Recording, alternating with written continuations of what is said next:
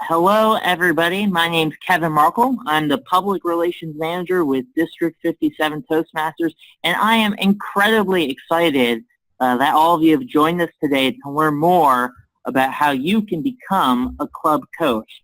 Incredible milestone, not just to help our clubs grow and thrive and reach their goals and objectives, but also a great learning opportunity for you to grow as a leader and to, of course, reach your goals. Whether you're trying to reach Advanced Leader Silver or Distinguished Toastmaster Award. And speaking tonight, speaking of leaders, is Terry McDonald, a Distinguished Toastmaster with District 57 and a past District Governor or District Director with District 57 Toastmasters. I am excited for her presentation today, and I'm going to have her kick things off. Everybody, please help me welcome Terry. Hi, everyone. How's everyone tonight? Doing well? Great. I see you. Hi, Kate. I want to let everyone know, first of all, that you can open the chat window so that we can see your comments. And we're going to ask everyone to remain on mute until the time that we have the question and answers. But if you have questions in the meantime, feel free to go ahead and put those questions on the chat, and I will try to answer them as we are going through the presentation. How's that for a start? And what I'm going to do is I have a slideshow that I will start up in just a moment. If I go to the right screen, and I will share my screen so you can see the slideshow. I'm wondering, while I'm getting ready to do this, if anyone on our call is already assigned as a coach, or are you ready to coach a club? Do you have a club in mind? If you go ahead and put your comments in the chat, I'd appreciate that. And there's that. My screen just disappeared on me. Go.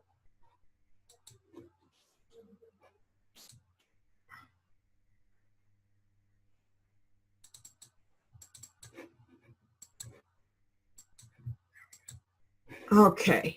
I'm going to share my screen and we'll get started.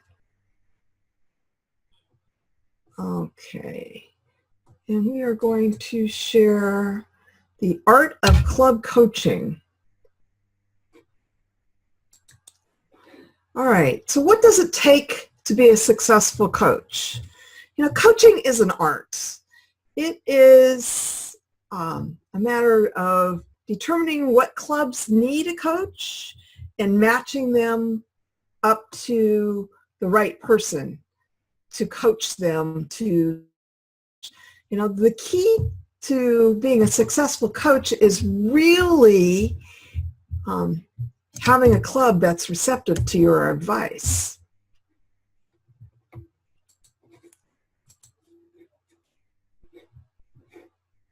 There we go. So this is what we're going to do tonight. We're going to talk about what happens and why a club needs coaching. Then we're going to talk about what coaching is. And then I'll dive right into how to coach a club. And at the very end, we're going to have a discussion. And so you'll have an opportunity to ask any questions that you might have towards the end of our discussion. Okay, so let's get started. First of all, a club has to qualify to be eligible to be a coach. Now, what does it take to be eligible to be coached? And there are several things. First of all, the main qualification is attendance has gone down. Attendance or membership is less than 13 people. And, you know, I use this picture in my qualification for club qualification because no one likes to go to a meeting when there's no one there. And So we will have, that'll be one example of, you walk into a room and no one showed up for the meeting. What else do you think that is a requirement for club coaching? How about a club that needs, that's not working the program, right? If the club is not working the Toastmasters education program, they are not a successful club. Let's put it that way. All right. So to be eligible for a coach to help them bring back up to distinguished level, first of all, the coach can't be a member of the club. And I want you to know that in District 57 right now, there are 67 clubs that need coaching. So what is club coaching? Well, coaching is the method of teaching the clubs how to improve their skills, their meetings, to achieve goals. It's a way that we have, what I want to say, we are going to teach the club how to reach distinguish. We're not going to tell them what to do. We are going to teach them how to use the skills, the same skills that successful clubs use. But this is your opportunity to gain new skills as well. You'll learn team building skills, and you will learn leadership skills, and you'll be able to improve your leadership skills, as well as facilitation skills. There you go. And raise your hand if anyone's been a facilitator, because I can see a few of you out there. Yeah, Carolyn, great. You've been a facilitator. You know what that takes. Okay, and I'm not seeing too many other people. If you guys who are listening in, if you want to turn on your video, that video is at the lower left-hand side of the screen. We'd like to see you and have you join in. All right, so you'll also learn negotiation skills. Now, in the United States, we don't like to negotiate, do we? If you have to buy something, you got to negotiate for it. Well, this is a good way to learn how to negotiate. Maybe you sit down with the club officers and they have a certain way of doing things. Well, you can put in your negotiation skills and practice your negotiation skills while you're coaching them. And then, of course, diplomacy. Diplomacy has to be used when you're coaching a club because they're all very emotional about how things are being done. This is really an art. Okay, so I mentioned that you're going to gain some skills. I'm also going to tell you a little bit about pathways. You can, if you're working the old program, the old education program, the coaching is part of your Advanced Leadership Silver Award. But in pathways, it is, you see club coach is part of the requirements. It doesn't go towards the Advanced Leadership Silver, but it goes towards your DTM. So you have to be a club coach or a club mentor to get your DTM as well as the other things. We're just going to focus on coaching here tonight. So I just put a little emphasis on club coaching for the Pathways programs going forward. Now, let's talk about making the connection. When you first become a coach, you have to make that connection with the club. And that involves sitting down with the executive council or the executive committee of the club. And you want to sit down and listen to what they think their issues are of the club. You know, what is it that they're doing? What are their struggles? take that information in and don't give them feedback on how to fix it right then and yet and then and there. As a new club coach, what we want you to do is we want you to take the information, look at it, and review it on your own, review the Distinguished Club program, and then come up with some suggestions.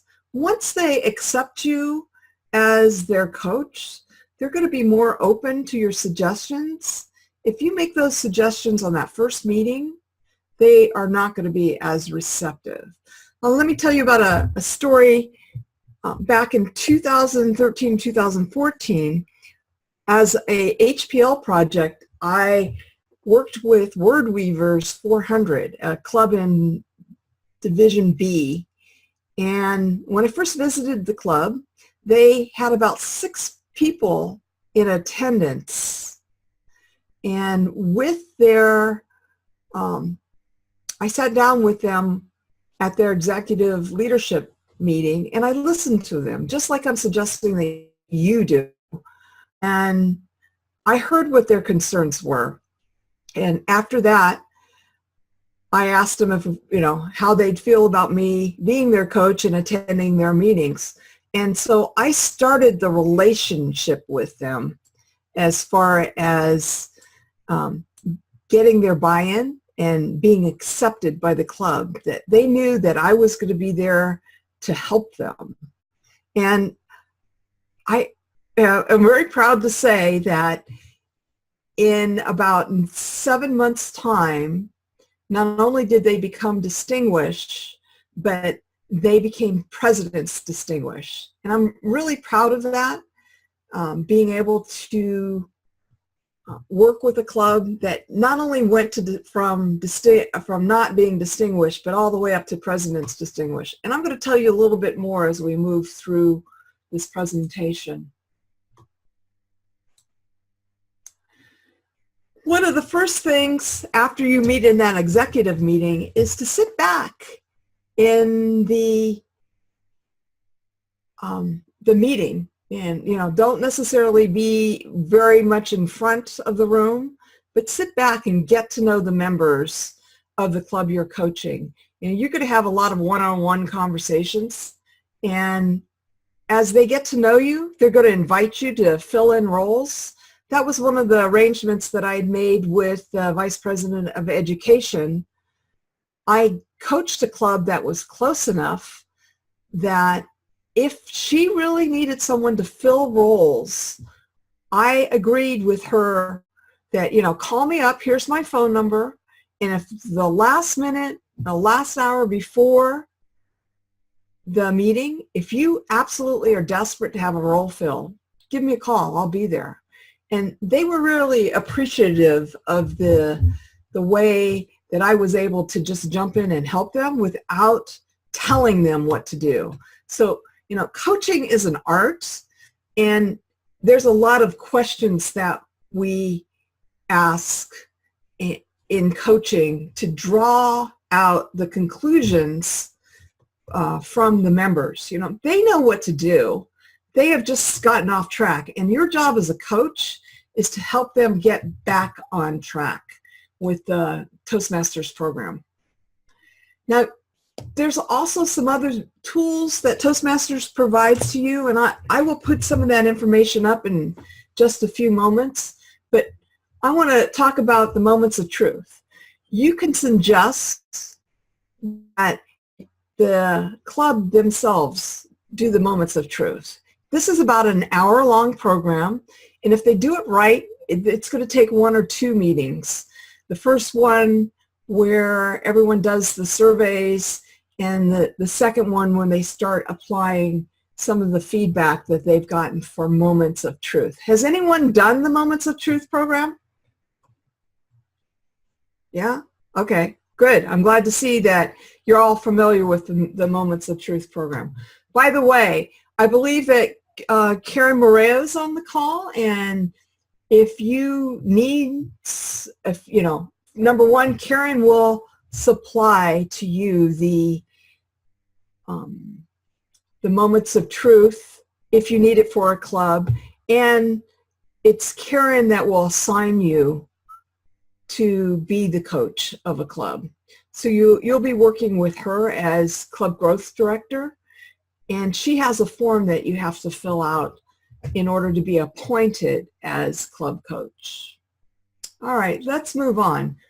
Club meetings. So you're going to attend some of the club meetings, and maybe you're participating in the club meetings. When you're a coach, expect to be a regular attendee. Maybe one of the roles that you'll be asked to fill is as a speaker. I would advise you to use that opportunity to tell a story about what your club is like and invite them to come visit your club so that they can see what a successful club runs like. I know that, you don't want to get them to become members of your club. You just want them to come visit, for that purpose. So maybe they can get ideas of what your club does that they could apply in that club. All right. There you go. So we're looking for quality here, right? We want to take a club that is not doing so well. Maybe they're having problems getting members. You want to help the members understand that in a successful club that they help each other. And I use this graphic because I think it speaks volumes when you look at it. It talks about cooperation, joining together, helping out. A club where the members are only in it for themselves, maybe they only want to speak and they don't do any of the other roles, that's not a healthy club. You, as the club coach, you want to make sure that they step into the roles of helping each other. If the Toastmaster is having trouble filling roles, that people are more likely to volunteer to help the Toastmaster out. They have to strengthen their relationships before they really can get more members. So think of this as connection, teamwork, and support. Membership. Well, we know membership's a problem because they wouldn't be eligible to be a coach if they had a problem, if they didn't have a problem with membership. So with membership, there's a number of things that you can teach them as club coach. You want to teach them how to bring in guests, how to convert guests to members. And the easiest way to do that is to make sure that the meetings are fun, right? Because visitors who come and they have a fun meeting that starts on time, ends on time, they are more likely willing to join the club. Now, I'm just going to tell you a quick little tale of two clubs, and I'm not even going to name them. How about that?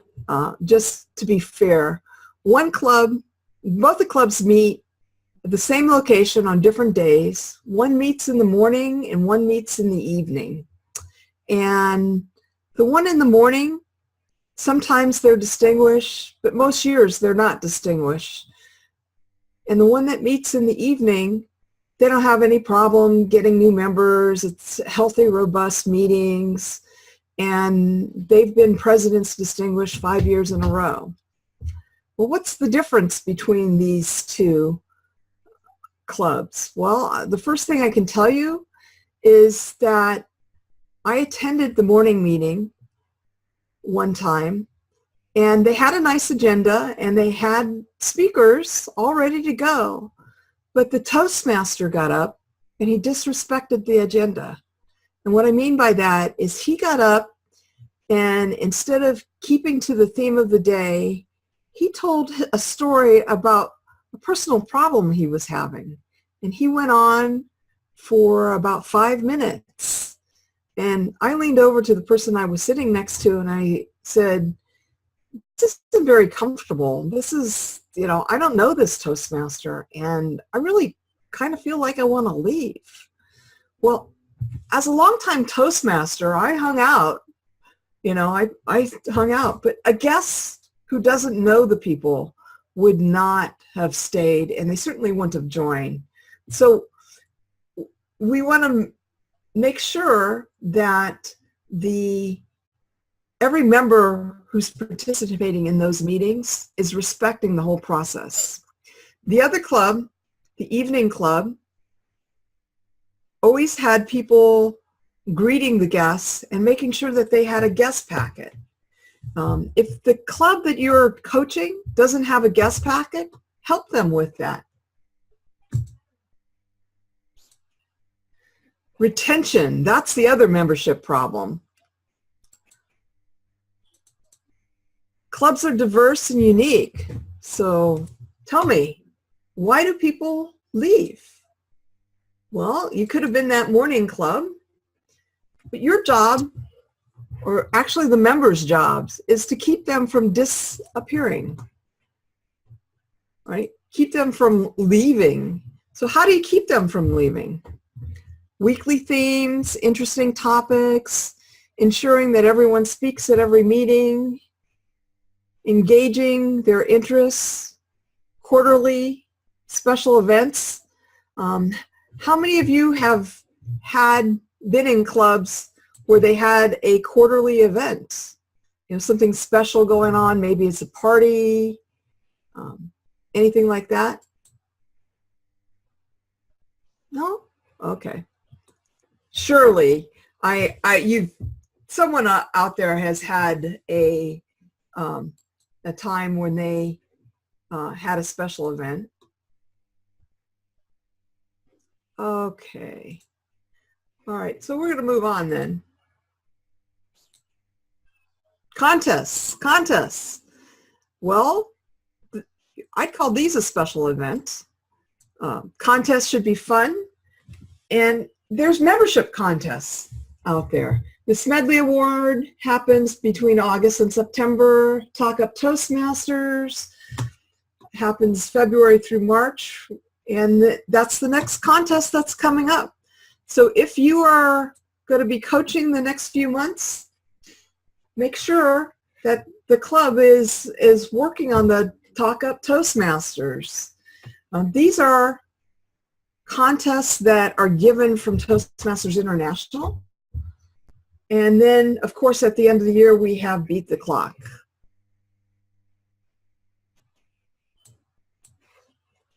All right, well, let's look to the future. Oh, all right. Before we get to the future, I went too far in my presentations. This is kind of fun doing this. Success. People like to be recognized for their achievements. To incorporate recognition into the meetings, whether it's ribbons or pins or recognition of a job promotion. All the members should be supportive of a single member or every member in the club. Corporate clubs may have access to company newsletters where members can be recognized, or the email or the intranet. Publicize the recognition. And I want to say this. Don't you like to be recognized at work?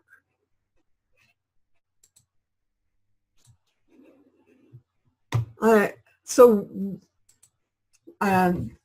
love this slide. We have to remind everyone of the club mission. I'm hoping that many of you are in clubs that actually recite the club mission at the beginning of the meetings. This is just a nice reminder that the club is there to provide a supportive and positive experience for everyone.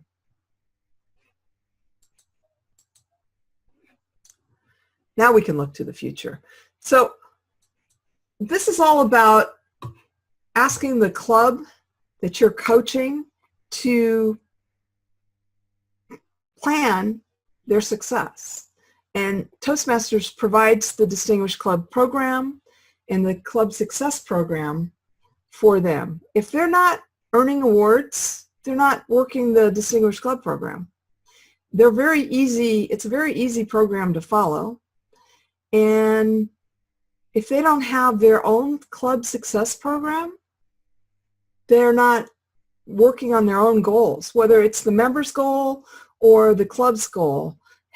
Get them into the habit of looking at these goals. One of the things that I have is a poster that has of the Distinguished Club program.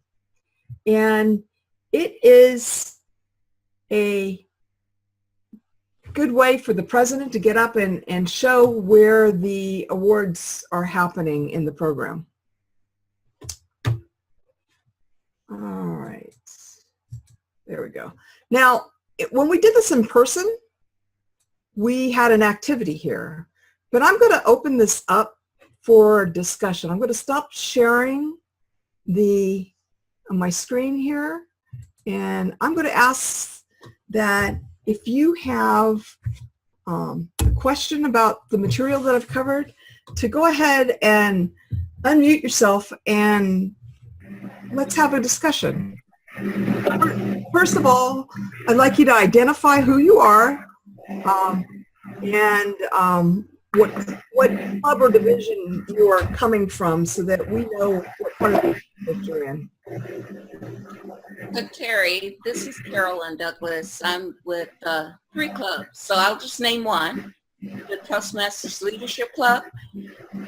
And you talk more about being on the DTM track through pathways, but many of us are in the process of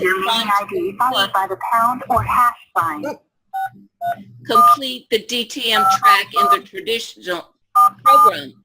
So would you speak to that, because coaching is needed to get the ALS completed? On the old education program, you have to be a club coach is one of the options for completing your ALS. So there's actually 3. It's club coaching, club mentoring, or club sponsor. Coaching is the one that's going to probably take the longest, but you're going to find there's a lot more benefits to club coaching.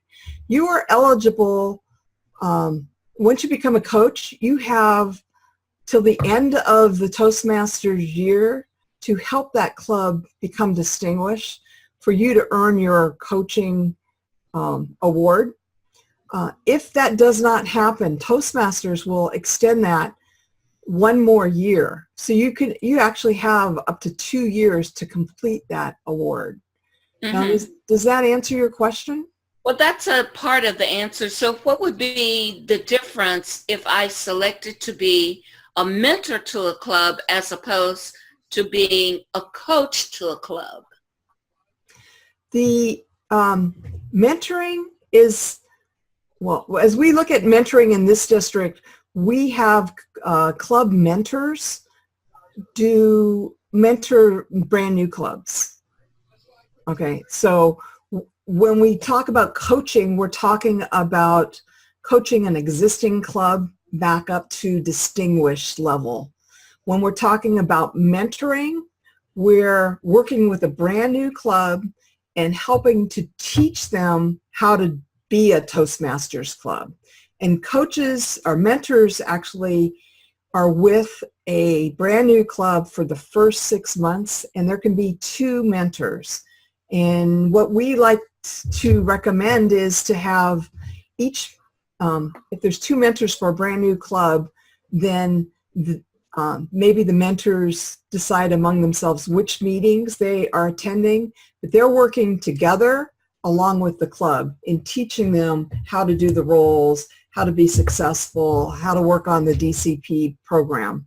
So it is different in the respect that one is with an existing club and the other one's with a brand new club. Okay. All right. Thank you. Mm-hmm. Any other questions?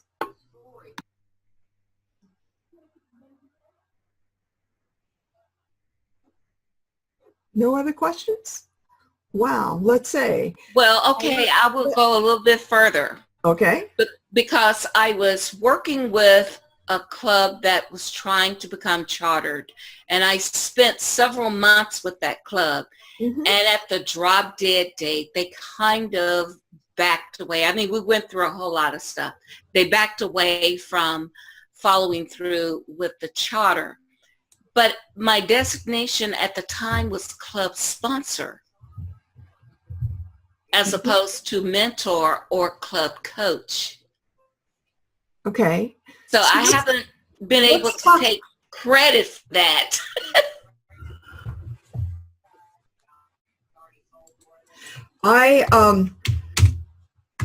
So there's a difference then between a club mentor and a club sponsor, right? A club sponsor is the person who does the paperwork and helps launch the club. Mm-hmm. And I'm so sorry that club didn't launch that you worked so hard on. Yeah. That sometimes that happens, but when you are in a position like that, if you need help, go to your past district leaders, Carolyn, to let them know, not only the current leaders, but the past leaders. For example, I've been involved in chartering 22 clubs. So if you were struggling and I had known about it, we might have been able to have a phone call, because even if you're a club sponsor or a club coach, there's no reason why you can't, and this still applies for everyone, there's no reason why you can't actually have someone to mentor you or to have a coach yourself to help you with the skills that you need. That's something that I'm doing now with women in leadership, is I'm working with them on coaching and helping them with their skills. So it is really good. I do have a question that came in from Justin. Okay, Justin says, what role would a coach play in the Moments of Truth program? Well, Justin, if you want to unmute your microphone, that's all right. If you want to have a conversation, that's okay.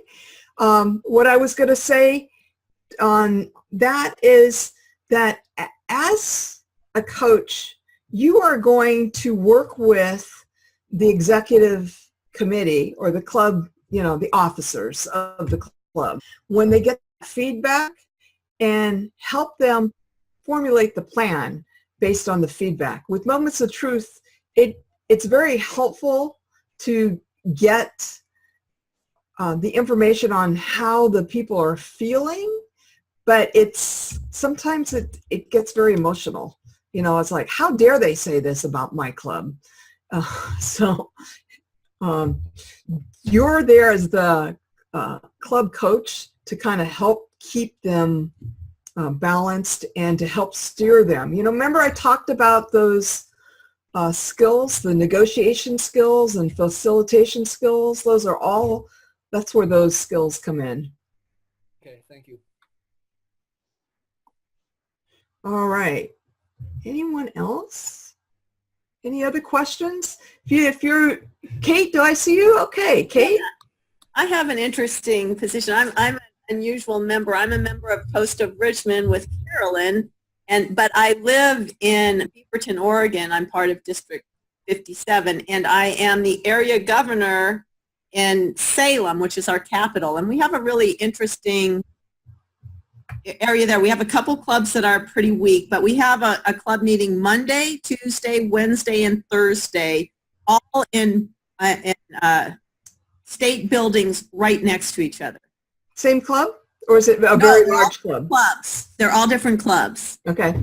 And one of the things I did for the two clubs that were struggling, they were both on the same day. I suggested that one go to one day and one go to the other. But I'm thinking that it's such an interesting place because, again, you've got 4 different clubs that you can encourage people to go to. And if they can't go one day, they can go to the building next door the next day. And there's a bazillion businesses. How do I reach out to the businesses or the organizations around those clubs in order to encourage them to visit? Do you encourage them to, flyers or try to talk to HR or, how do you? what are good ways to kind of essentially cold call surrounding organizations that might have members that would come? Well, one of the things that comes to mind right away is to have, see if one of the clubs is willing to have an open house, or maybe between the 4 clubs, you can have different open houses, and not all in the same time, space them out. If they're willing to, that's a membership building thing, and you can have flyers and go talk to the HR people, or have the vice president of PR, have them go talk to the HR people. Say, hey, we have a Toastmaster club in this building. We'd like to make your employees available, and we'd like to make the club available to your employees. We're going to have this open house. Is it all right? Can we share this information within your corporation? And talk to them about the benefits. It's almost like cold calling, but in some respects, if you can get employees of those companies to go talk to the HR people, maybe members of those, any of those clubs, and to reach out to their own HR people. What's the business buildings like? Is it thousands of people? Is it? There are, let's see, oh my gosh, I don't know. There are probably 1,000 people within walking distance. This is the Capitol at Salem, so there's a whole bunch of buildings. There's, like, our clubs are in the Department of Transportation, Health and Human Resources, Labor and Industry, Department of Revenue are the clubs that all have meetings on different days. And there's a lot more buildings, and then there's other organizations around there too. So it's a, kind of like a downtown area, and a lot of people in a pretty compact area. So I look and I'm thinking, oh my gosh, there's lots of people that are right here that could just walk here for lunch, at lunchtime. Mm-hmm. So how best to reach out? And then that's why I don't know if it's HR, if it, or if there's other folks to talk to at different groups, or how you figure that out. Yeah, I will tell you that. Oh, Carolyn has a suggestion. Carolyn, go ahead. Unmute yourself. Yeah, I was in that kind of situation back in 2012, 2013, being in like a federal complex. A lot of government offices were there, and everybody seemed to have their own little club. And the reality was that most people couldn't make it to their own club meeting. So what was done was that we always posted when everybody's meeting was being held, and we show up at a meeting. Okay. Yeah. That's what I want to try to encourage people to consider doing. And I think there's value too in people speaking at other clubs. Yes. Mm-hmm. So that's another thing I'm going to try to encourage people to do, is do a little bit of that as well. Yes. Interesting. Okay. And then flyers or emails or... We've done, I'm not sure what the federal posting guidelines are, but if they can get anything on their internal bulletin boards. Mm-hmm. Okay. Well, I know with the federal government, you're going to have to deal with HR, but if your human resources already has a Toastmasters club there, that's a non-issue. That's not a problem. Yeah. Yeah. Because someone from the club can easily post the notice. Mm-hmm. And if you want to have electronic transmission, then somebody within the club would send out the notice through the internal email system. Right. Okay. Right. Yeah, that's right. And, I realize that some organizations, government organizations, don't allow people from other companies to come without knowing someone. So, Yeah. That's another thing to work Yeah. on. Yeah.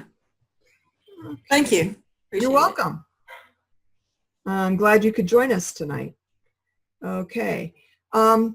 Well, now I want to just ask one or two more questions. Has anyone, we have 67 clubs that need coaches in this district.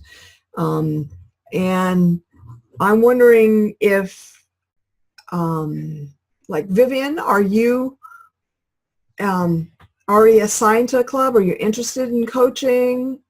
Anything like that? Not to put you on the spot, Vivian, but you're the fourth person that I can see.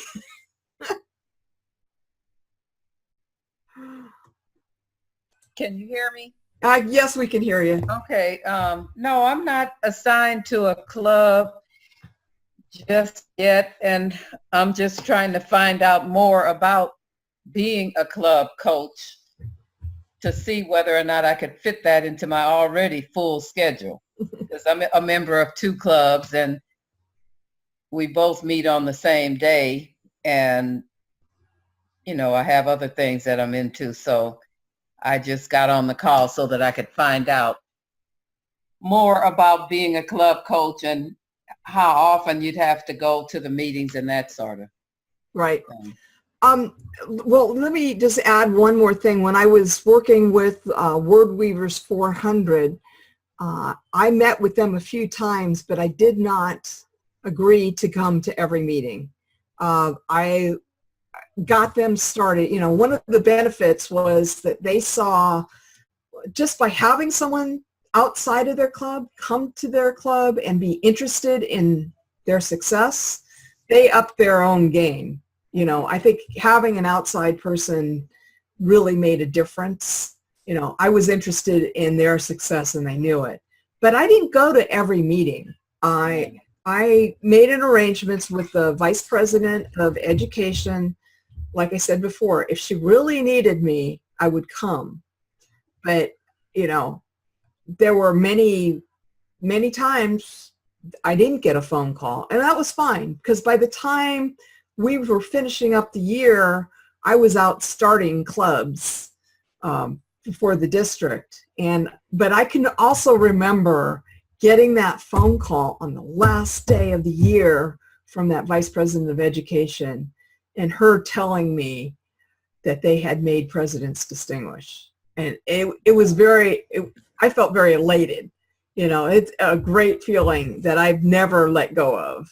Right. So if you're interested in doing something outside of your club, then one of the things that I would suggest is that you find a club close to home and go see if they're interested. Now, Karen Moreo is on this call, and I'm going to have her unmute herself in a moment. She has to appoint, well, number one, she has the list of all of the clubs that need to be coached, and she actually has to make the appointment to help you with the coach, the club's assignment. So I'll have her talk, but Karen actually posted a comment there. Karen, the coach works with everyone in that club, and you're right that they do work with the club officers more than the members, but they're free to work with any of the members who are willing to up their game within the club. Karen, would you unmute yourself? And I'm going to ask you, here, I'll unmute you. Karen, do you want to add any comments to the end of this presentation? Well, thanks, Terry, for giving me an opportunity to speak here, and thank you so much for providing this club coach training, both tonight and on Saturday for the live training. I've learned a lot myself. I hope that people on this call will rise to the challenge of being a club coach if you aren't already. As Terry said, we have a lot of clubs that could benefit from a club coach. The first thing to do is, if you want to be a club coach, is to let me know. And I'll type in a second, I'll type my email address here in the chat box. And then I can send you some clubs nearby to your area. And then the next step would be for you to reach out to one of those clubs maybe one that's at a convenient time for you, and find out if they would like a Toastmaster to help them increase their membership and rise up to at least the distinguished club level. So part of the reason why we're training you folks is because we really need your help with these clubs that are struggling and have less than 13 members. Thank you, Karen. One more thing that I want to add, and I'm going to share my screen one more time, and that is, let me just get this up. We have a, get to the right screen here. There we go. We have a club coach troubleshooting guide that we handed out last weekend. And I just wanted to share this with you and let you see that this is a document that's downloadable from Toastmasters. It's called the club_coach_troubleshooting_guide PDF. You can find it on the Toastmasters website. And it is an interesting 2-page document that you can bring with you to your club, whatever club you're assigned to determine where they're at. So you actually get to rate them, 5 being the best and 1 being really bad, on a whole bunch of different, what do you want to call them, states of being. Members are enthusiastic about the clubs and Toastmasters, or they have a negative attitude. You can rate them and figure out where they may have a problem. And I would encourage that if before you take on an assignment for club coaching, that you go out and grab this document, as well as there is a club coaching guide that's downloadable. So those 2 more pieces of information, I felt that it was important that I leave you with tonight. And I hope that you've learned a lot. And before I go, I've posted my email address in the chat. If you have any further questions you want to follow up with me, you're welcome to follow up with me and send me an email.